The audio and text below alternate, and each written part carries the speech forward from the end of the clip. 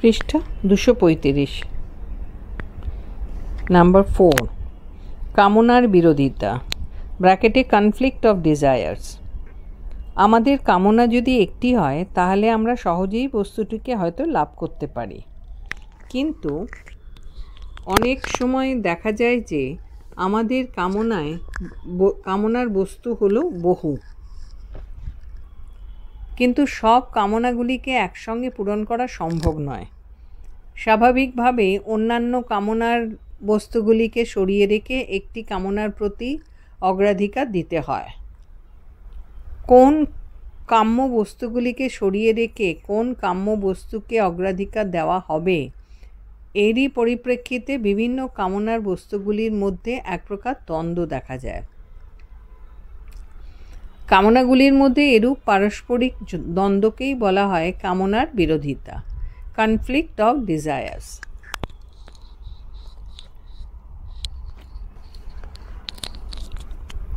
Number 5, বিবেচনা, ডেলিবারেশন। আমাদের মনের মধ্যে যখন বিভিন্ন প্রকার কামনার দ্বন্দ্ব দেখা যায়, তখন অন্যান্য সমস্ত কামনাগুলিকে পরিহার করে একটি নির্দিষ্ট কামনাকেই বেছে নিতে হয়। এই বেছে নেওয়া কামনাটির পরিতৃপ্তি সাধনের জন্যই আমরা কর্মে প্রবৃত্ত হই। কিন্তু এক্ষেত্রে একটি প্রশ্ন থেকে যায় যে আমরা কোন কামনাটিকে গ্রহণ করব এবং কোনগুলিকেই বা বর্জন করব। এরূপ প্রশ্নের পরিপ্রেক্ষিতেই বিবেচনার বিষয়টি উঠে আসে। এর ফলে চিন্তা ভাবনা বা বিচার বিবেচনা করে কামনাগুলির আপেক্ষিক গুরুত্ব নির্ধারণ করা হয়। এভাবে আপেক্ষিক গুরুত্ব নির্ধারণ করার ফলে কোন কামনাটি আমাদের কাছে বেশি গুরুত্বপূর্ণ তা নির্ধারিত হয়। এভাবেই আমরা সর্বাপেক্ষা গুরুত্বপূর্ণ কামনাটিকেই গ্রহণ করি এবং অপরাপর কামনাগুলিকে বর্জন করি।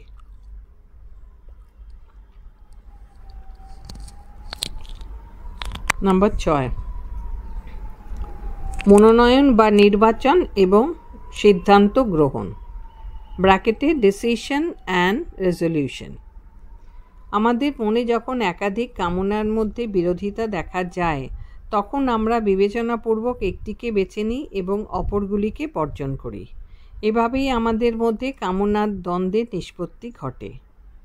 আমরা আমাদের বিবেচনার মাধ্যমে স্বেচ্ছায় যে কামনাটিকে বেছে নিই, তার পরিতৃপ্তির জন্যই আমরা কর্ম করার সিদ্ধান্ত গ্রহণ করি।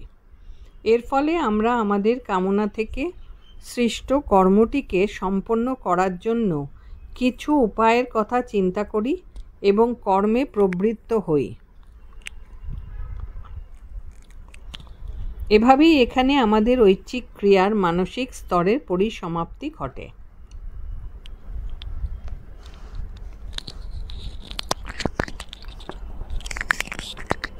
নাম্বার 2, দৈহিক ভর, বডিলি স্টেজ। ঐচ্ছিক ক্রিয়ার ক্ষেত্রে মানসিক স্তরে পরিসমাপ্তির পরই শুরু হয় তার দৈহিক স্তর, কারণ কামনার দ্বন্দ্ব থেকে মুক্তি পাওয়ার পর যে সংকল্প তথা সিদ্ধান্ত গ্রহণ করা হয়, সেই সংকল্প তথা সিদ্ধান্তকে কর্মে পরিণত করার জন্য বিভিন্ন রকম দৈহিক পরিবর্তন, অঙ্গ সঞ্চালন এবং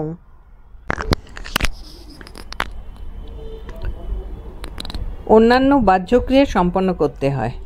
এই ধরনের দৈহিক পরিবর্তন ও ক্রিয়া ছাড়া ঐচ্ছিক ক্রিয়া কখনোই সম্পন্ন হতে পারে না। এর জন্য দৈহিক স্তরেরও প্রয়োজনীয়তা আছে। সুতরাং বলা যেতে পারে যে ঐচ্ছিক ক্রিয়া সম্পন্ন করার জন্য আমাদের শুধুমাত্র মানসিক স্তরের বিভিন্ন পর্যায়গুলিকে অতিক্রম করলেই চলবে না, তার জন্য প্রয়োজন হলো দৈহিক স্তরের এক গুরুত্বপূর্ণ ভূমিকা। 3, বাহ্য পরিণাম ভর ব্র্যাকেটে এক্সটার্নাল স্টেজ অফ কনসিকুয়েন্সেস। ঐচ্ছিক ক্রিয়ার ক্ষেত্রে মানসিক স্তরের পরবর্তী দৈহিক স্তর সম্পন্ন হওয়ার ফলে বাহ্য জগতে অবশ্যই কিছু না কিছু পরিবর্তন ঘটে। এরূপ বাহ্য পরিবর্তনকেই ঐচ্ছিক ক্রিয়ার বাহ্য পরিণাম স্তর রূপে গণ্য করা হয়। এরূপ স্তরটিকেই ঐচ্ছিক ক্রিয়ার সর্বশেষ স্তর রূপে উল্লেখ করা হয়। সে কারণেই এরূপ স্তরটিকে পরিণাম স্তর রূপে গণ্য করা হয়।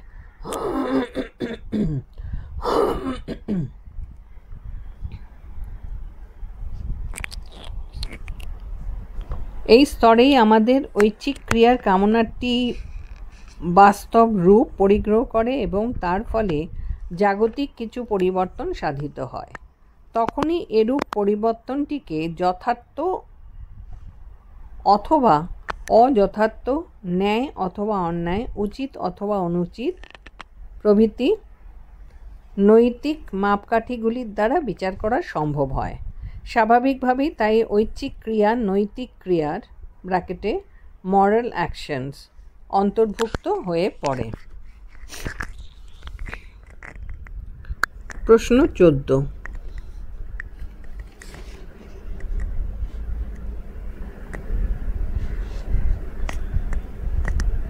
কামনার উপাদানগুলি উল্লেখ করো। উত্তর: কামনার উপাদান সমূহ। নীতিবিজ্ঞানীদের মতে কামনা হলো একটি অত্যন্ত জটিল প্রক্রিয়া। কামনার এই জটিল প্রক্রিয়াটিকে বিশ্লেষণ করলে তিনটি মূল উপাদান লক্ষ্য করা যায়। কামনার এই তিনটি উপাদান হলো: 1. জ্ঞানগত উপাদান ব্র্যাকেটে কগনিটিভ এলিমেন্ট, 2. অনুভূতি বা আবেগগত উপাদান ব্র্যাকেটে অ্যাফেক্টিভ এলিমেন্ট এবং 3. কর্মপ্রবণতাগত উপাদান ব্র্যাকেটে কোনেটিভ এলিমেন্ট।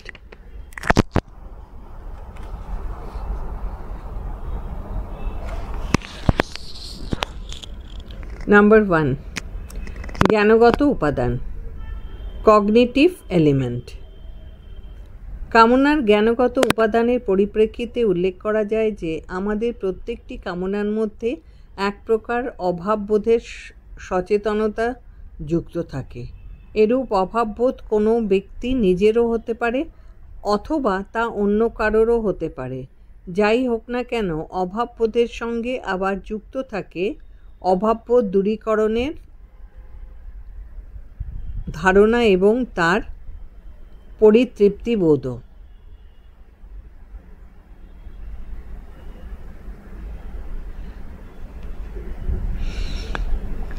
কামনার জ্ঞানগত উপাদানকে তাই এভাবেই উল্লেখ করা যায় যে: নাম্বার 1, অভাবের চেতনা, নাম্বার 2, অভাব পূরণে কাম্য বস্তুর ধারণা, আর নাম্বার 3 হলো কাম্য বস্তু লাভের উপায়, এবং নাম্বার 4 হলো পরিতৃপ্তির প্রত্যাশা।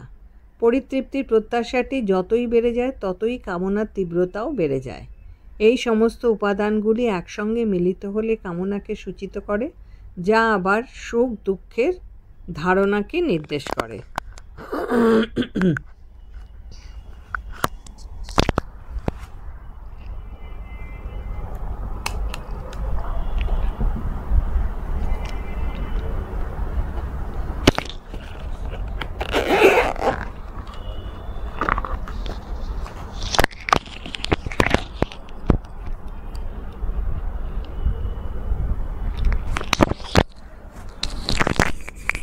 দুই, অনুভূতি বা আবেগগত উপাদান অ্যাফেক্টিভ এলিমেন্ট। প্রত্যেকটি কামনা বা আকাঙ্ক্ষা যার সঙ্গে যুক্ত থাকে এক প্রকার অনুভূতি বা আবেগ। এই অনুভূতি বা আবেগকেই বলা হয় কামনার অনুভূতি বা আবেগমূলক উপাদান। কামনার অনুভূতি থেকেই ভবিষ্যতে প্রীতিপূর্ণ অনুভূতি লাভ করা যায় বলে মানুষ এ থেকে কর্মপ্রেরণা লাভ করে। কারণ কাম্যবস্তুটি লাভ করা গেলে তার অভাবটি যেমন দূর হয়, তেমনি আবার তার প্রাপ্তিতে তৃপ্তি লাভও হয়। এমনই এক সুখ অনুভূতির সৃষ্টি হয় কর্মকর্তার মনে। সুতরাং বলা যায় যে কামনার ক্ষেত্রে যে এক প্রকার আবেগমূলক উপাদান বর্তমান তা অস্বীকার করা যায় না। 3.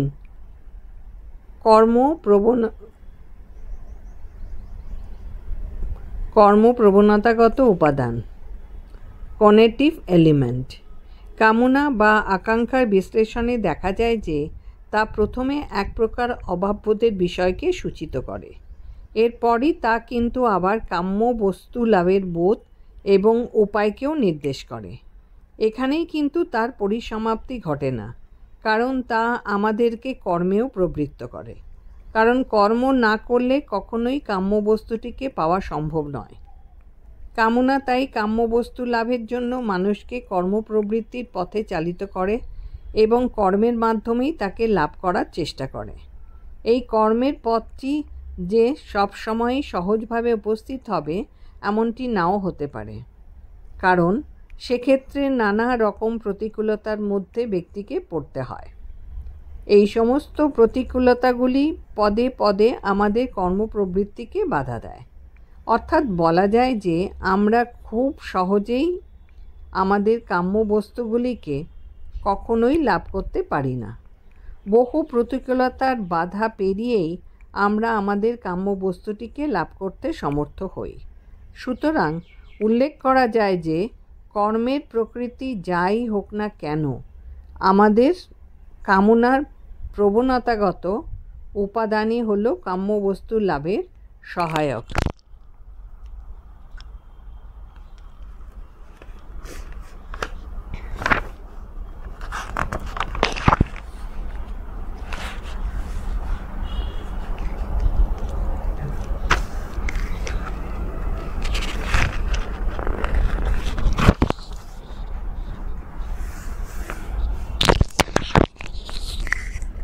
পৃষ্ঠা 236।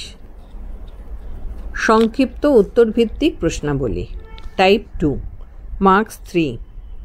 প্রশ্ন 1, মানুষের দুটি অস্তিত্ব কি? উত্তর, মানুষের অস্তিত্ব। নীতিতত্ত্বের আলোচনার শুরুতেই আমাদের মনে যে সমস্ত প্রশ্নগুলি জেগে ওঠে তাদের মধ্যে অন্যতম হল কিভাবে আমাদের মনে নৈতিকতার ধারণাটি উঠে এসেছে। আমাদের মনে নৈতিকতা সম্পর্কিত মৌলিক প্রত্যয় বা প্রশ্নগুলি বা কী? ঘটনা সম্পর্কিত অসাধারণ এবং মূল্য সম্পর্কিত অবধারণের মধ্যে পার্থক্যই বা কী? ইত্যাদি বিষয়গুলি অত্যন্ত স্বাভাবিকভাবেই আমাদের মনে উঠে আসে।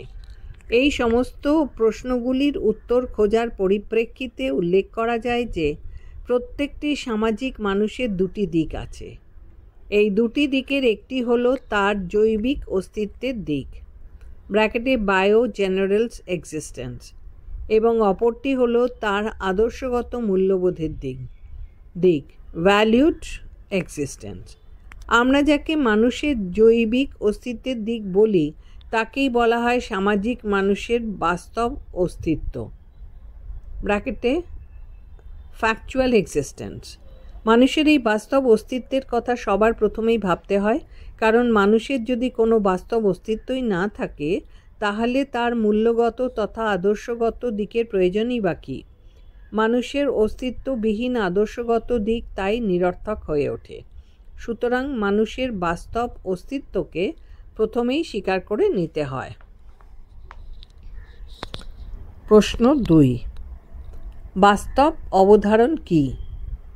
উত্তর, বাস্তব অবধারণ মানুষের বাস্তব অস্তিত্বের পরিপ্রেক্ষিতে যে সমস্ত অবধারণগুলি গঠন করা হয় সেগুলিকেই বলা হয় বাস্তব অবধারণ, ফ্যাকচুয়াল জাজমেন্ট। যেমন, মানুষ হলো একটি সামাজিক প্রাণী, মানুষ বুদ্ধিবৃত্তি সম্পন্ন জীব ইত্যাদি। এই ধরনের অবধারণগুলির ক্ষেত্রে আমরা কোনো বিষয় বা ঘটনাকে যেভাবে বাস্তবে প্রত্যক্ষ করি ঠিক সেইভাবেই সেগুলিকে বচন বা অবধারণের আকারে উল্লেখ করি। বাস্তব ঘটনার ক্ষেত্রে এই ধরনের অবধারণগুলির মিল বা অমিল থাকে। সে কারণেই এই ধরনের অবধারণগুলিকে সত্য অথবা মিথ্যা রূপে উল্লেখ করতে পারি।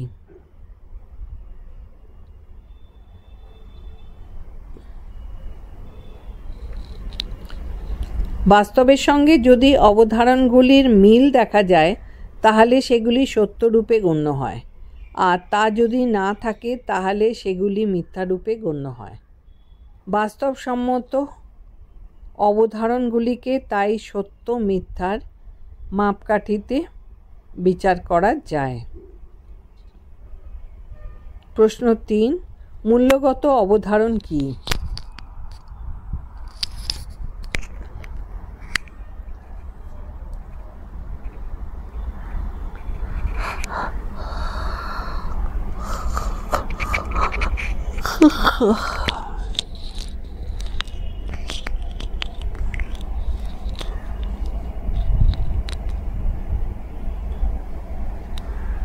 উত্তর, মূল্যগত অবধারণ। মানুষের এই বাস্তবসম্মত জৈবিক অস্তিত্বই কিন্তু সব কথা নয়, কারণ মানুষের এই জৈবিক অস্তিত্ব ছাড়া আরও একটি গুরুত্বপূর্ণ দিক আছে যা তার মূল্যবোধ, তথ্য, নৈতিকতার আদর্শগত দিকটিকেই উন্মোচিত করে। এই মূল্যবোধের দিকের পরিপ্রেক্ষিতে উল্লেখ করা যায় যে সমাজে শুধুমাত্র মানুষের অস্তিত্বই সর্বশেষ কথা নয়, মানুষের মূল্যবোধের দিকটিও অত্যন্ত গুরুত্বপূর্ণ, কারণ মানুষের এই মূল্যবোধই মানুষকে অমর করে রাখে। মানুষ সমাজে যে সমস্ত কাজ করে সেগুলিকে আদর্শগত মূল্যবোধের দিক থেকে কতগুলি অবধারণ বা বচনের মাধ্যমে প্রকাশ করা হয়। এই ধরনের বচনগুলিকেই বলা হয় মূল্যগত অবধারণ ব্র্যাকেটে ভ্যালিউড জাজমেন্ট। এই সমস্ত মূল্যগত অবধারণগুলিকে মূলত ঔচিত্যের নিরিখে বিচার করা হয়। ঔচিত্যের মাপকাঠিতে বিচার করার জন্যে আমরা যে সমস্ত মানদণ্ডগুলি উল্লেখ করে থাকি সেগুলি হলো ভালো মন্দ, ন্যায় অন্যায়, যথার্থ অযথার্থ ইত্যাদি। এই ধরনের অবধারণগুলিকে তাই কখনোই ঘটনাক্রমিকভাবে উল্লেখ করা যায় না এবং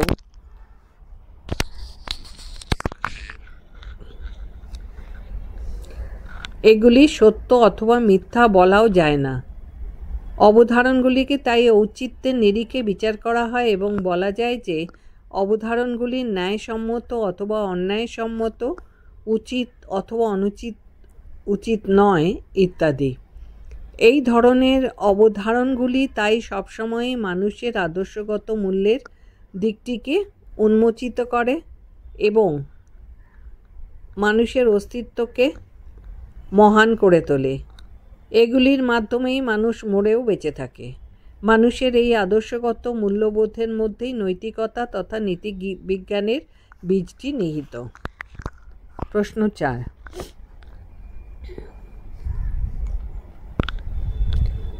নৈতিকতার বিষয়টি মানুষের কোন দোষ থেকে উঠে আসে? উত্তর, সামাজিক মানুষের এই মূল্যবোধের দিকটি এতটাই গুরুত্বপূর্ণ যে এর জন্য মানুষ তার জৈবিক বাস্তব অস্তিত্বকে বিসর্জন দিতে পারে। প্লেটোর ক্লিটো এতে সক্রেটিসের প্রাণত্যাগের উদাহরণটি হলো সবচেয়ে বড় প্রমাণ। এই মূল্যবোধের দিকটি কখনোই বা ব্যক্তির মধ্যে মূর্ত হয়ে ওঠে, আবার কখনো তা প্রচ্ছন্নভাবে অবস্থান করে।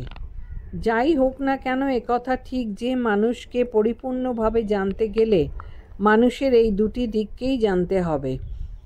একটি মুদ্রা সম্পর্কে সঠিক অবধারণ গঠন করতে হলে মুদ্রার দুটি দিককেই যেমন জানা প্রয়োজন, তেমনি মানুষের প্রকৃতি সম্পর্কে যথাযথ অবধারণ গঠন করতে হলে তার বাস্তবতার দিকটিকে যেমন জানতে হবে, তেমনি আবার তার মূল্যগত দিকটিকেও জানতে হবে। মানুষের এই মূল্যগত বোধ থেকেই নৈতিকতার বিষয়টি উৎসারিত হয়েছে। প্রশ্ন 5, নৈতিকতার প্রশ্নে সক্রেটিসের ভূমিকা কী? উত্তর, নৈতিকতার প্রশ্নে সক্রেটিসের ভূমিকা। মানুষ মূল্যবোধকে উচ্চতম পর্যায়ে স্থাপিত করেছেন প্রখ্যাত গ্রিক দার্শনিক সক্রেটিস। তিনি সর্বপ্রথম জীবনে প্রকৃত অর্থকে মূল্যবোধের মাধ্যমে উপস্থাপিত করেছেন। সক্রেটিসের চিন্তাধারাকে তাই নৈতিকতার উৎসরূপে গণ্য করা হয়। তার কারাগার থেকে না পালানো দৃষ্টিটিকেই নীতিবিজ্ঞানের নৈতিক চিন্তার দৃষ্টান্ত ব্র্যাকেটে example of ethical thinking bracket close এই রূপে গণ্য করা হয়। নীতিবিজ্ঞানী ফ্লারকেন তার নীতিবিজ্ঞান নামক গ্রন্থে নৈতিকতার উৎস হিসেবে এই বিষয়টির ওপরই সবিশেষ গুরুত্ব দিয়েছেন। সক্রেটিসের নৈতিকতা সম্পর্কিত এই দৃষ্টান্তটিকে আমাদের জানা প্রয়োজন, কারণ এরূপ দৃষ্টান্তের মাধ্যমেই আমরা সমাজে অনুধাবন করতে পারব যে নৈতিকতার বিষয়টি কতটা গুরুত্বপূর্ণ। বিষয়টি এতটাই গুরুত্বপূর্ণ যে এর জন্য সক্রেটিস তার মহামূল্য প্রাণ বিসর্জন দিয়েছেন এবং নৈতিকতাকে তার উৎকর্ষতার চরমতম শিখরে পৌঁছে দিয়েছেন। সক্রেটিসের এরূপ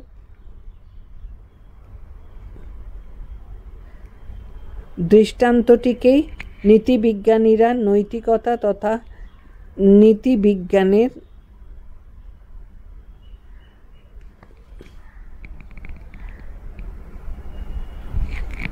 উৎসরূপে উল্লেখ করেছেন।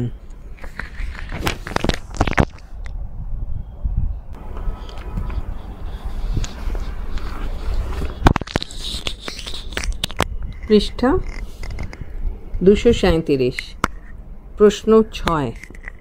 সক্রেটিস নৈতিক চিন্তার দৃষ্টান্তটি কী? সক্রেটিসের নৈতিক চিন্তার দৃষ্টান্তটি কী? উত্তর: সক্রেটিসের নৈতিক চিন্তার দৃষ্টান্ত। সক্রেটিস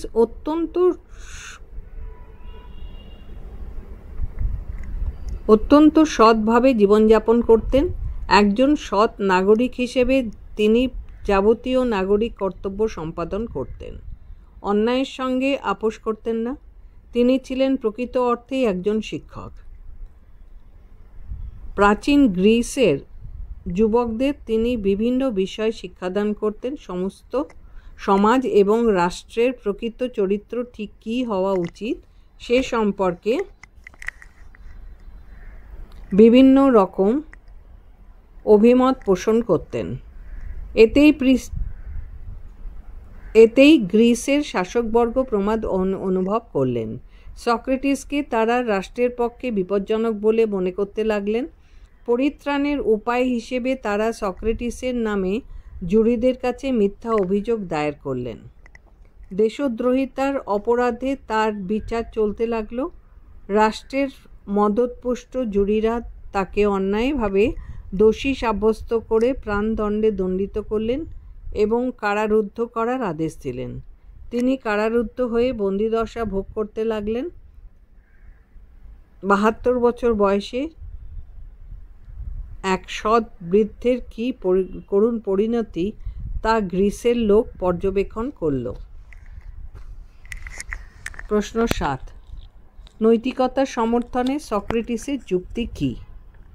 উত্তর: নৈতিকতার সমর্থনে সক্রেটিসের যুক্তি: অসহায় সক্রেটিসের বন্ধুবান্ধব, শুভানুধ্যায়ী ও ছাত্ররা উৎকোচের মাধ্যমে কারারক্ষীদের বশীভূত করে তাকে কয়েদ থেকে পালিয়ে যাওয়ার উপায় বের করলেন।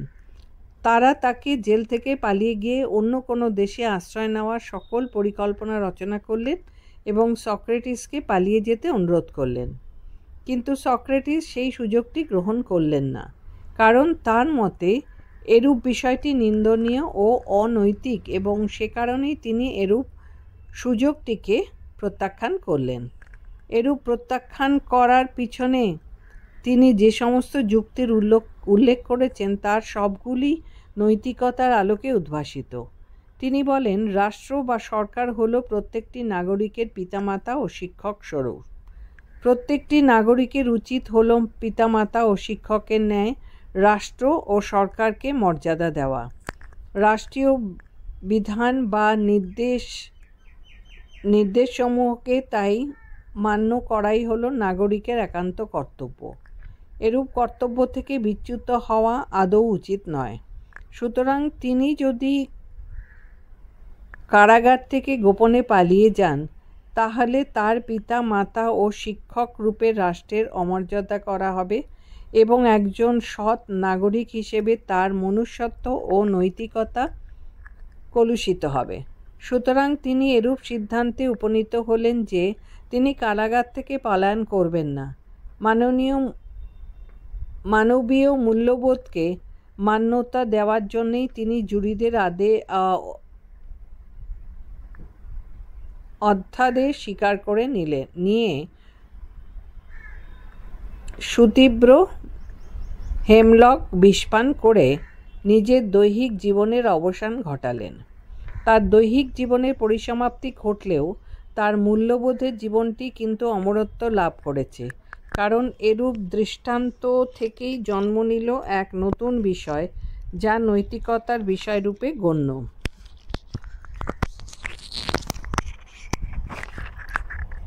এই নৈতিকতার বিষয় হল নীতিতত্ত্বের মুখ্য আলোচ্য বিষয়। এইরূপ নৈতিকতাতেই আমরা শিক্ষণীয় করে তুলি নীতিতত্ত্বের ক্ষেত্রে। সুতরাং বলা যায় যে সক্রেটিসের এরূপ নৈতিক চিন্তা থেকেই উৎসারিত হয়েছে নৈতিকতা তথা নীতিতত্ত্বের বিষয়সমূহ।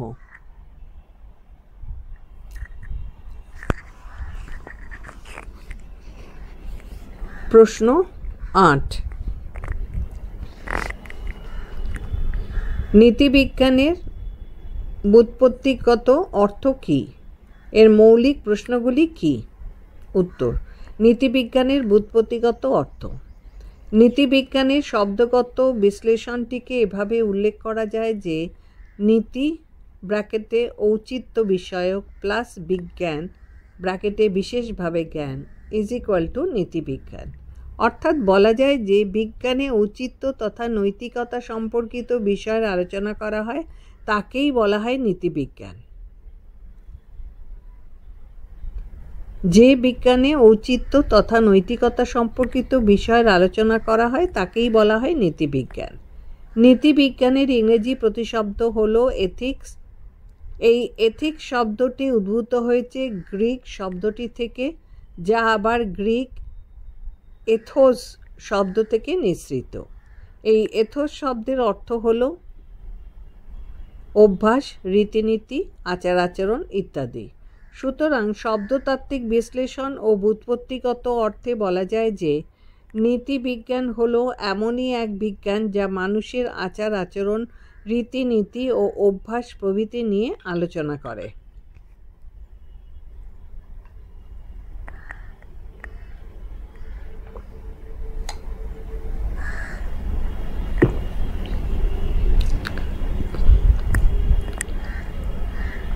নীতিতত্ত্বের মৌলিক প্রয়াসসমূহ। নীতিতত্ত্বের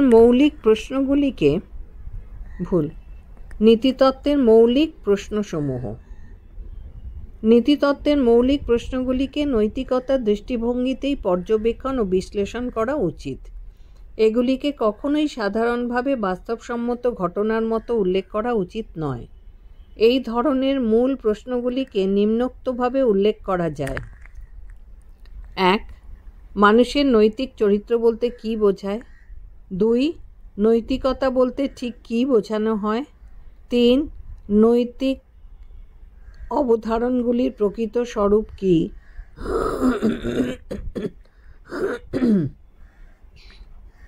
৪. নৈতিকতা কি জন্মসূত্রেই লভ্য নাকি তাকে অর্জন করতে হয়? ৫. নৈতিকতা রক্ষা করার জন্য পূর্ব শর্তগুলি কী? ৬.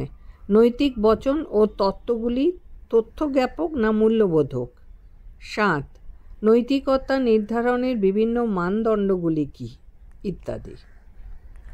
প্রশ্ন ৯। নীতিবিজ্ঞানকে নীতিদর্শন বলা হয় কেন? উত্তর, নীতিবিজ্ঞানকে নীতিদর্শন বলার কারণ নীতিবিজ্ঞান এথিক্সকে আবার অনেক সময় নীতি দর্শন মরাল ফিলোসফি রূপে উল্লেখ করা হয়। কারণ মরাল শব্দটি উদ্ভূত হয়েছে লাতিন মোরেস শব্দ থেকে। এই মোরেস শব্দের অর্থ হল অভ্যাস, রীতিনীতি বা আচার আচরণ প্রভৃতি। অর্থাৎ বলা যায় যে এথিকা এবং মোরেস এই শব্দ দুটি একই বিষয়কে সূচিত করে বলে নীতিবিজ্ঞানকে এথিক্স অথবা মরাল ফিলোসফি বলা হয়। এথিক্স অথবা মরাল ফিলোসফি যে নামেই অভিহিত করা যে হোক না কেন, এর আলোচনার ক্ষেত্রে মানুষের আচার আচরণকে যথাযথভাবে উল্লেখ করার জন্য কতগুলি সার্বিক নৈতিক নিয়মকে মরাল লজ অনুসরণ করা হয়। এই সমস্ত সার্বিক নৈতিক নিয়মগুলি নীতিদর্শন অথবা নীতিবিজ্ঞানের যে কোনো ক্ষেত্রেই প্রযুক্ত হয় এবং এগুলির আলোকেই সামাজিক মানুষের আচার আচরণের মূল্যায়ন করা হয়।